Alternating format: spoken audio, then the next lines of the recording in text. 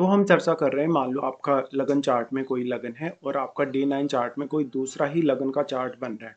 तो ऐसे कंडीशन में जब आप देखेंगे अपने चार्ट को, तो यहाँ पर दोनों चार्टों के हिसाब से आपकी मैरिड लाइफ को आप कैसे जज कर पाएंगे, पार्टनर के साथ आपके रिलेशनशिप को, आपके करियर को, और मैरिज के बाद आपका जो जीवन होगा वो ओवरऑल तरीके से कैसा रहेगा।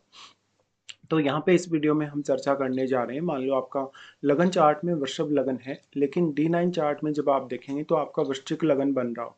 ऐसी कंडीशन में दोनों लगनों को आप यहाँ कैसे कंपेयर करेंगे, वृषभ लगन से जो आपका वृश्चिक लगन आ रहा है, तो लाइफ आपकी मैरिज के बाद में कैसे ट्रांसफॉर्म होगी, कौन कौन से चेंजेस लाइफ में आएंगे, आपका फर्स्ट हाफ ऑफ लाइफ कैसा रहेगा और सेकेंड हाफ ऑफ लाइफ कैसा रहेगा, दोनों में क्या भिन्नता रहेगी, कौन कौन से परिवर्तन और कौन कौन से बड़े चेंजेस देखने को मिल सकते हैं, जीवन साथी कितना ज़्यादा आपका साथ देगा या कितना ज़्यादा साथ नहीं देगा, ये सब देखने को इस वीडियो में हम चर्चा कर रहे हैं। तो आपका मान लो, अगर सबसे पहले तो वृषभ लगन बन रहा है आपका, तो D1 चार्ट में ये आपका वृषभ लगन बन रहा है। तो यहाँ पर क्या है कि जो शुक्र इनको रिप्रेजेंट कर रहे हैं और यहाँ सप्तमेश मंगल है, और इधर अगर आप देखेंगे तो यहाँ लग्नेश मंगल है जबकि सप्तमेश यहाँ शुक्र है। ऐसी कंडीशन में इन दोनों प्लैनेट्स पे आपका विशेष ध्यान होना चाहिए, आपके चाहे D1 चार्ट में उनकी प्लेसमेंट हो, चाहे D9 चार्ट में इनकी प्लेसमेंट हो। साथ ही लगन और सप्तम में बैठे हुए प्लैनेट्स भी यहाँ पे बहुत ही बड़ा रोल प्ले करेंगे। आपके चार्ट में आपके लग्नेश और आपके सप्तमेश अगर किसी भी अदर प्लैनेट के साथ बैठे हैं, या D9 चार्ट वाले भी आपके लग्नेश या सप्तमेश किसी अदर प्लैनेट के साथ बैठे हैं, तो उन प्लैनेट विशेष पर आपको बहुत ज़्यादा ध्यान देने की आवश्यकता है। देखिए, ये आपका फर्स्ट हाफ ऑफ लाइफ है, आपका वृषभ लगन का जो चार्ट है, और यहाँ पर एक बहुत अच्छी स्थिरता देखने को मिलती है, एक एक अच्छा कहीं ना कहीं एक बैलेंस लाइफ में देखने को मिलता है। या जातक काफ़ी ज़्यादा धैर्यवान होता है, काफ़ी फ्रेंडली होता है, व्यवहारिक होता है, भौतिक सुख साधनों को वो ज़्यादा प्रायोरिटी देता है अपनी लाइफ में। लेकिन जब आपकी एनर्जी वृषभ से जब वृश्चिक की तरफ ट्रांसफॉर्म हो रही है, नवांशा में जब आप देख रहे हैं, तो यहाँ पर काफ़ी परिवर्तनशील नेचर दिखता है। यहाँ पर रिश्तों में गहराई ज़्यादा दिखती है, रहस्यमय प्रवृत्ति यहाँ ज़्यादा दिखती है। या ये बोल सकते हो कि जीवन में दृढ़ संकल्प के साथ आप आगे बढ़ेंगे, या बहुत ज़्यादा उग्रता के साथ आप कोई भी फैसला लेंगे। तो यहाँ पर जो आपका एनर्जी ट्रांसफॉर्म हुआ वृषभ लगन से आपके वृश्चिक लगन की ओर, तो ये बहुत ही असामान्य प्रवृत्ति है आपकी, और यहाँ पर असाधारण सफलता आपको मिल सकती है इस प्रकार से जब ट्रांसफॉर्मेशन होती है लाइफ में। क्योंकि जो वृश्चिक लगन है, वृश्चिक लगन खुद बहुत बड़ी ट्रांसफॉर्मेशन को दर्शाता है। ऐसे केस में लेकिन प्लानिटरी पोजीशन यहाँ बहुत हद तक डिपेंड करेगा कि कैसी है। अब जो आपका ये फर्स्ट हाफ ऑफ लाइफ है, देखिए लग्नेश यहाँ शुक्र है, लग्नेश शुक्र होने की वजह से इस बात की संभावना काफ़ी प्रबल है कि आप में क्रिएटिविटी या टैलेंट काफ़ी अच्छा रहा होगा। इस टैलेंट के साथ साथ हो सकता है आपने उतनी अच्छी पहचान अपने फर्स्ट हाफ ऑफ लाइफ में नहीं बनाई हो, या आप थोड़ा ज़्यादा स्ट्रगल कर रहे हो, बहुत ज़्यादा सेविंग भी आप नहीं कर पाए, या करियर में आप बहुत ज़्यादा स्टेबल तो नहीं हो पाए लेकिन ठीक ठाक स्थिति तक फिर भी पहुँचे। तो यहाँ कोई खास बड़ा परिवर्तन नहीं, लेकिन बाद में जैसे ही मैरिज होता है, मैरिज होने के बाद में एकदम से आपकी लाइफ ट्रांसफॉर्म होगी, जहाँ पर आप अपने करियर में, अपने रिलेशनशिप में बहुत सारे बड़े चेंजेस देखेंगे। लेकिन वृश्चिक जो लगन है वो एक बहुत ही मिस्टीरियस, एक बहुत ही रहस्यमय लगन होने की वजह से कभी कभी पार्टनर को समझने में या पार्टनर का साथ निभाने में आपको दिक्कत होगी, क्योंकि आपको यहाँ पर काफ़ी ज़्यादा रहस्यों को सामना करना पड़ेगा, या काफ़ी ज़्यादा कन्फ्यूजन का भी कभी कभी सामना करना पड़ेगा। यहाँ पे जीवन साथी अब आपका काफ़ी ज़्यादा ज़िद्दी हो सकता है, स्वभाव से हो सकता है वो बहुत ज़्यादा कॉन्फिडेंस वाला है, बहुत ज़्यादा आक्रामक है, साहसी है, निडर है। लेकिन उसमें आपके स्वभाव के दृष्टिकोण से देखा जाए तो काफ़ी डिफरेंट प्रवृत्ति होगी।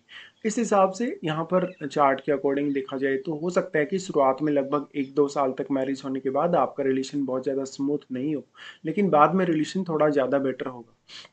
यहाँ पे आप अपने रहस्यों को जितना ज़्यादा सामने लाएंगे पार्टनर के, या जितना अच्छा कम्युनिकेशन पार्टनर के साथ बना के चलेंगे, उतना आप अच्छा कर सकते हो। लगन या सप्तम में कोई से भी चार्ट में अगर आपका राहु केतु बैठा है, शनि जैसा ग्रह बैठा है, तो काफ़ी प्रॉब्लम आएगी आपकी मैरिड लाइफ में।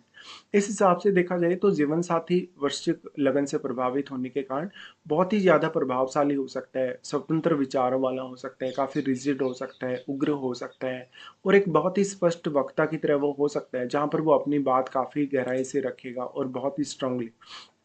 तो हो सकता है जीवन साथी की कुछ बातें आपको बुरी लग सकती हैं, कभी कभी उनका व्यवहार भी आपको काफ़ी बुरा लग सकता है इस केस में, लेकिन आपके जीवन साथी में बहुत सारे हिडन टैलेंट या बहुत सारी हिडन क्षमताएं भी छुपी हुई हैं।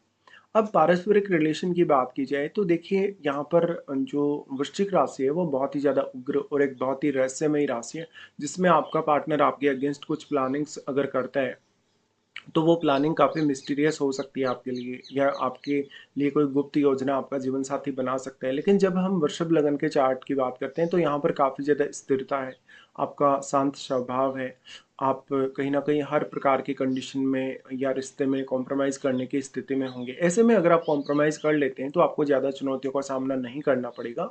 बट यहाँ एक-दूसरे की बात को ना सुनना, छोटी-छोटी बातों पे आपस में लड़ाई-झगड़ा करना, विवाद करना, क्योंकि वृश्चिक लगन का यहाँ चार्ट होने की वजह से जीवन साथी भी आपसे कुछ ना कुछ बड़ा एक्सपेक्ट कर रहा है, कुछ ना कुछ परिवर्तन एक्सपेक्ट कर रहा है।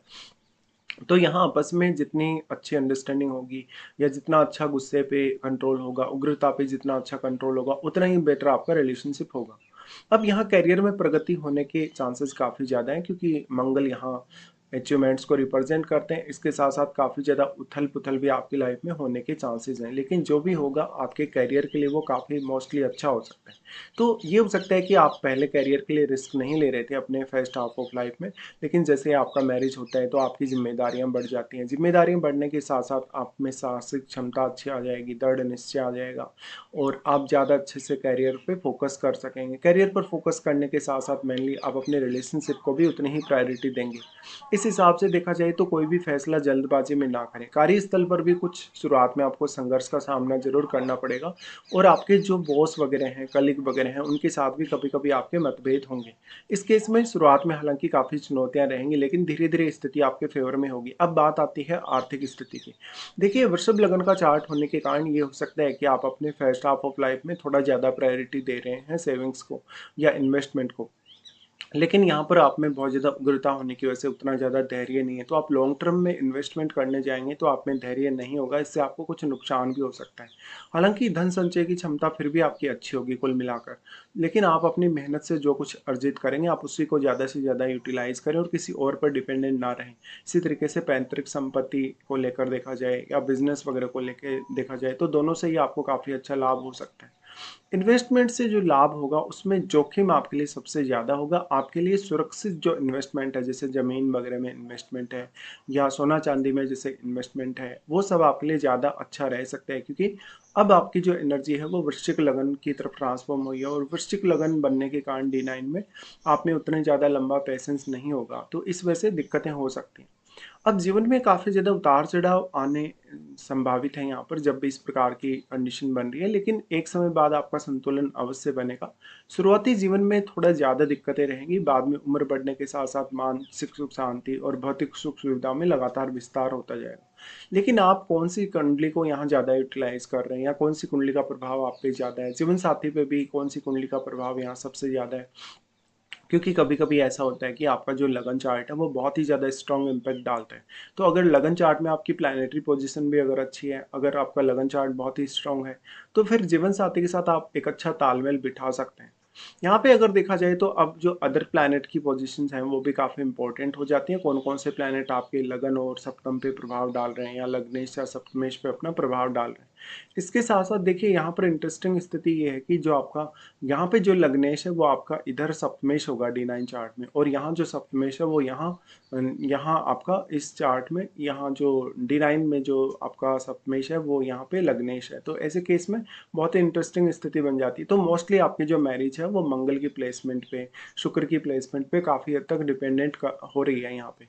अब जो जीवन साथी है, जीवन साथी अगर सामने से आपको अच्छा सपोर्ट कर देता है, आपको अगर इंस्पायर कर देता है, मोटिवेट कर देता है, तो आप उसका भी काफ़ी फ़ायदा उठा सकते हैं अपने करियर और अपनी ओवरऑल लाइफ के लिए।